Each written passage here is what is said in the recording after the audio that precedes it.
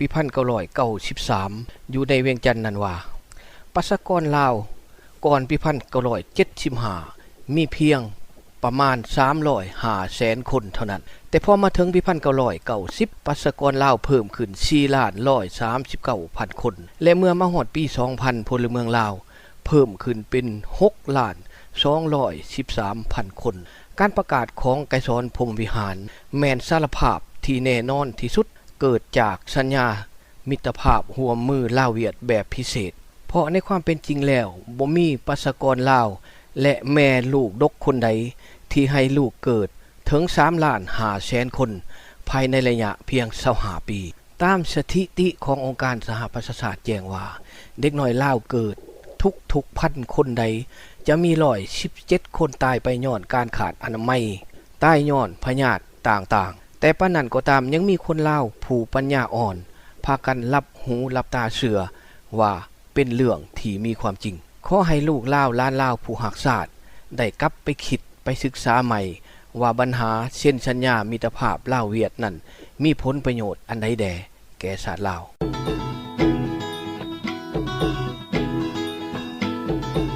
ก่อนการเซ็นสัญญาลับ3ฉบับดังกล่าวฟ้าวันดงได้มาแสดงละครลิงอยู่หลายวันที่นครเวียงจันทน์ด้วยตนเองเพื่อเป็นการเคลื่อนไหวทางด้านการเมืองเฮ็ดให้ลาวฮู้ว่าศัตรูของลาวหันมีอ้อมข้างโดยเฉพาะแม่นประเทศไทยที่อยู่ใกล้เคียงทั้งนี้เพื่อเฮ็ดให้ชายแดนลาวไทยตามสายแม่น้ำโขงได้เข่งตึงอยู่ตลอดเวลา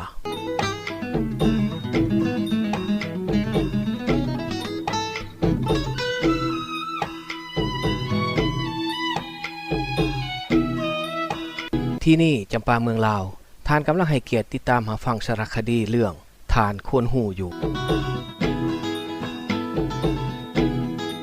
ดินลาวอยู่สร้างชาติต่างบ่มาสนโอลาวเด็กลาวนอนบ่ฮอนมีไผสอนมอนลาวคนลาวใส่หมุนหัวนอนยามพักผ่อนบ่ฮอนมีผู้อื่นเขามานอนซ่อนหัวหมอน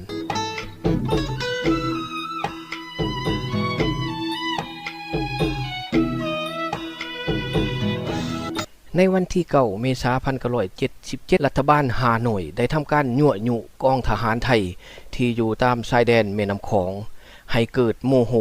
และยกกำลังเข้ามาไล่ยิงกันอึกกระทึกอุตลุดอยู่ตามแคมน้ำโขงเป็นเหตุให้ทหารไทย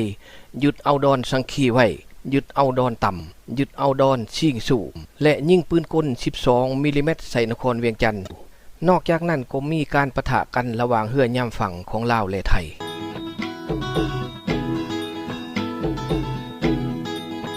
ในบทใดวันต่อมากองทัพไทย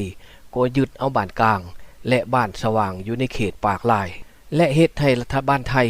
ทำการปิดเปิดชายแดนตามลำพังใจตนเองเพื่อปิดล้อมเศรษฐกิจของลาวและก็ได้ผลที่สุดจนรัฐบาลลาวหันไปพึ่งเวียดนามตามแผนการในบทใดสัปดาห์ต่อมานายทหารไทยพวกแม่ทัพตามชายแดนจึงหู้ว่าพวกที่มาก่อกวนไก่ชายแดนไทยลาวบ่แม่นทหารลาวแต่แม่นทหารอ้ายน้องที่เว้าความลาวบ่เป็น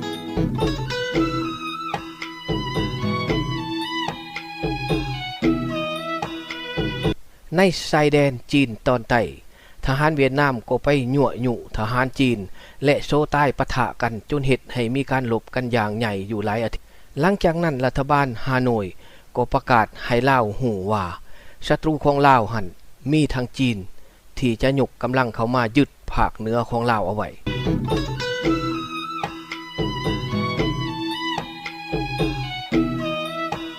เจ้าสุพรรณวงศ์ที่หูจักตับไตใส่พุงของเวียดนามเนื้อดีให้สัมภาษณ์แก่นักข่าวต่างประเทศว่าแม่นไผก็ตามที่มาทำการทับหม่างให้ความสัมพันธ์ระหว่างจีนกับลาวแตกสลายไปนี่คนลาวจะต้องต่อต้านอย่างเด็ดขาดการให้สัมภาษณ์ของสุพรรณวงศ์เฮ็ดให้เวียดนามเหนือบ่พอใจเป็นอันมาก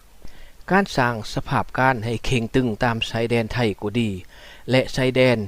จีนภาคเหนือก็ตามได้ผลดีที่สุดจนไกรสอนพรหมวิหารรับหูรับตาเชื่อเพราะย่านไทยลุกลานลาวและย่านจีนหยุดประเทศลาวทางภาคเหนือจึงตัดสินใจเช่นสัญญาเนรคุณมิตรภาพพิเศษที่เวียดนามปลอมแปลงเข้ามา โดยย่อมมอบให้ประเทศลาวอยู่ในอาณาขาวของเวียดนามถึง25 ปีและต่อกันอีกเทื่อละ10 ปีซึ่งเป็นการสื่อเวลาของคนฉลาดแกมโกงเพื่อจะได้ขุดค้นเอาทรัพย์สมบัติจากดินดอนตอนหญ้าของประเทศลาวขนไปเวียดนามก้นล่วงทั้งสองอย่างนี้เฮ็ดให้เวียดนามได้บรรลุแผนการเซ็นสัญญามิตรภาพพิเศษกับประเทศลาวได้อย่างถูกต้องตามกฎหมายเพื่อเสริมสร้างกำลังของพวกเขาไว้ในแผ่นดินลาวอย่างถูกต้อง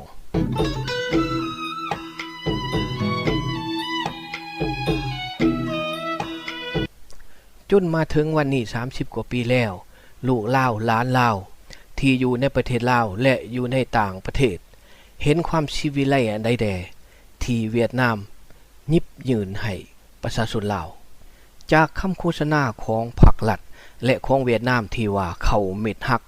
พักเช่นเดียวก็แบ่งกันกินนั่นลูกลาวล้านลาวเห็นผลประโยชน์อันใดแด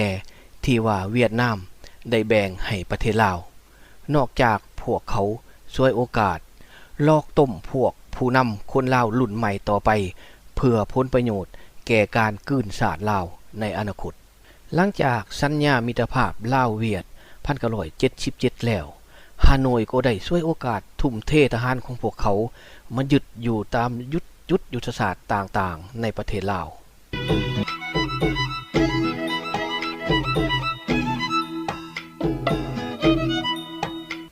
ภายหลังจากสัญญา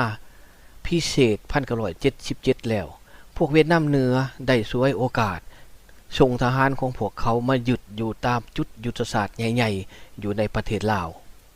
โดยในนั้นมีจำนวนถึง 60,000 คนสำหรับเป็นพนักงานและอื่นๆซึ่งพวกเขาเปลี่ยนทรัพย์มาว่าที่ปรึกษาและผู้เชี่ยวชาญซึ่งมีหน้าที่ควบคุมพรรครัฐในยุคของไกรสอนพรหมวิหารนั่นมันมีมากมายกายกองกว่าที่กล่าวมาแล้ว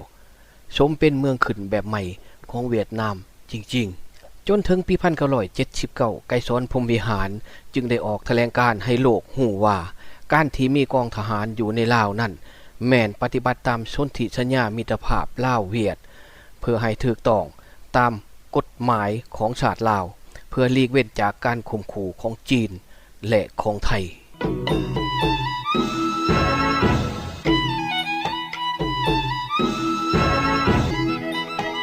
ภายหลังจากที่ได้เล่าเป็นหัวมือขึ้นแบบพิเศษของเวียดนามแล้วพวกเขาก็ประกาศทางหนังสือพิมพ์ในเวียดนามที่มีชื่อว่าประวัติการต่อสู้ของชนชาติลาวว่าเนื้อที่ของประเทศลาวในปัจจุบันมีอยู่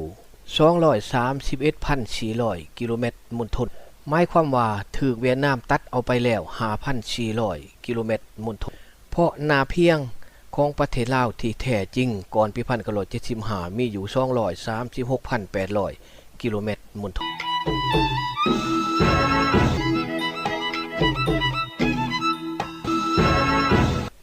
ท่านกำลังให้เกียรติติดตามรับฟังสารคดีเรื่องนาหู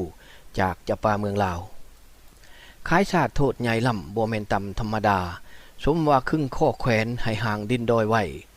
จงเบิ่งไปเข้าหน้าประชาลาวบ่ยอมง่ายหมายสื่อ42หน้าให้ค่อยถ่าเบิ่งกันไกรสอนพรหมวิหารอาจเป็นคนดีสำหรับเวียดนามเมืองพ่อของผู้เกี่ยวเองเท่านั้นแต่ไกรสอนบ่ได้รับความหักแพงบ่ได้รับความร่วมมือจากประชาชนลาวในการสร้างระบอบคอมมิวนิสต์ในประเทศลาวให้ก้าวสู่วัฒนาถาวรตามจินตนาการใหม่ของไกรสอนแม้นแต่น้อยเดียวก้งกันข้ามกับประชาชนลาวเบื่อหน่ายการกระทำของไกรสอนพรหมวิหารที่นำเอาพวกเวียดนามหลายถึง3,500,000 คนเข้ามาอยู่ในแผ่นดินลาวโดยบ่ทันนับไหลจำนวนคนเวียดนามที่ลักลอบปลอมแปลงติดตามญาติพี่น้องเข้ามาลี้ซ่อนอยู่ในทั่วแผ่นดินลาวคนเวียดนามทั้งหมดได้รับสิทธิ์เท่ากับคนลาวรวมทั้งคนเวียดนามที่อยู่ในประเทศลาวมาก่อนแล้วถือไกรสอนอนุญาตให้เปลี่ยนชื่อลาวนามสกุลลาวและตัดชาติเป็นลาวโดยทั้งหมดแบบอัตโนมัติเพราะพวกผู้นำเวียดนามเหนือเคยเว้าอยู่เสมอว่าการพี่ป้องเอาลาวมาเป็นแก้วนั่นในหลายศตวรรษมันยากแสนยากเหลือที่สุดเพราะถือคนลาวผู้รักชาติต่อต้านอยู่ตลอดเวลาฉะนั้นเขาจึงได้แนวคิดใหม่โดยใช้วิธีเอาแก้วมาเป็นลาวเสียเลย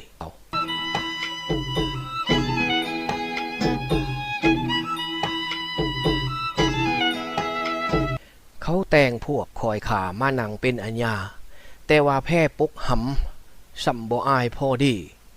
เขาสั่งเอามือสี่แนวใดกระทำโลดโทษที่เจ้าสร้างไว้ล่าวบ่ให้อภัย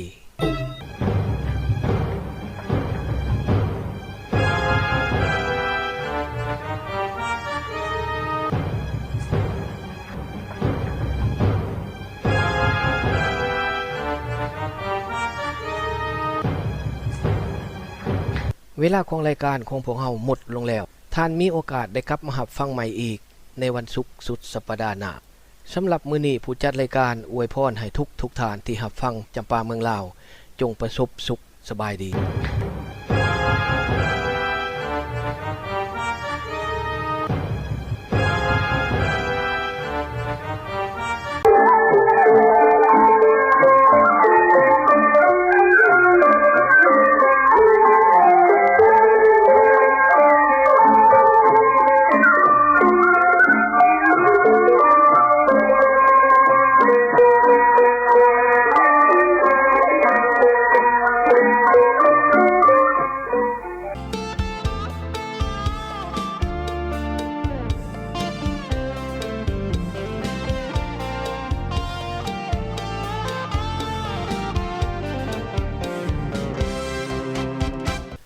รายการต่อจากนี้ไปแมนบทวิจารณ์เรื่องเจ๊กกับแก้วกำลังแข่งอิทธิพลกันในประเทศลาว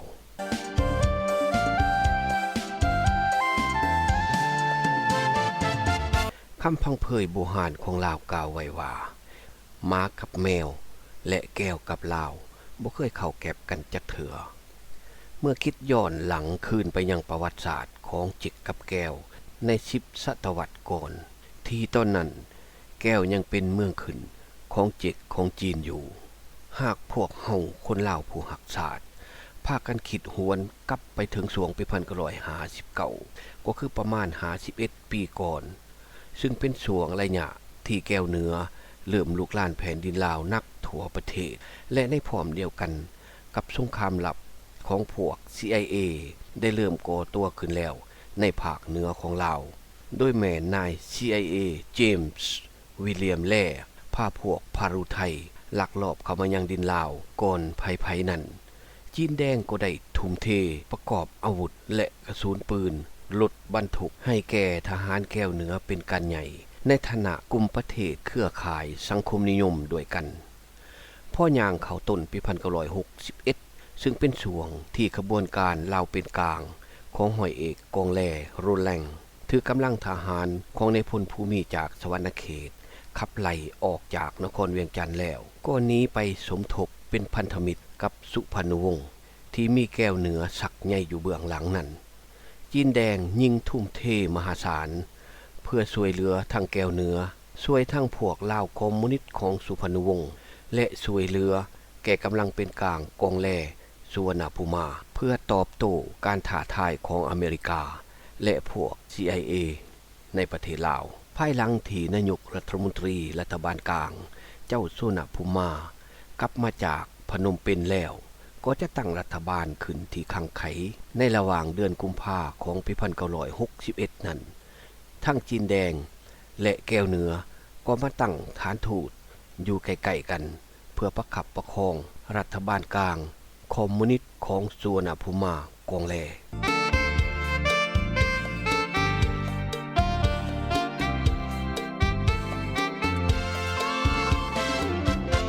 แก้วเหนือได้หลอกพวกลาวคอมมิวนิสต์หลังสงครามเดนเบียนฟูสิ้นสุดลงในช่วงปี1954พุ่นว่าจะช่วยขับไล่ฝรั่งเศสออกจากลาวพอถึงช่วงปี1955แก้วเหนือก็หลอกสุพรรณวงศ์ตื่มอีกว่าเวียดมินจะช่วยป้องกันเอกราชให้แก่ลาวแต่พอมาถึงปี1975แก้วเหนือก็บอกสุพรรณวงศ์ตื่มอีกว่าจะอยู่ในดินลาวต่อไปอีกเพื่อปกป้องลัทธิคอมมิวนิสต์น้องใหม่ให้แก่ลาวแต่พอผ่านเดือนกรกฎาคม1977หลังสัญญาหายนะมิตรภาพพิเศษลาวแก้วของไกรสอนฝ่ามวันดง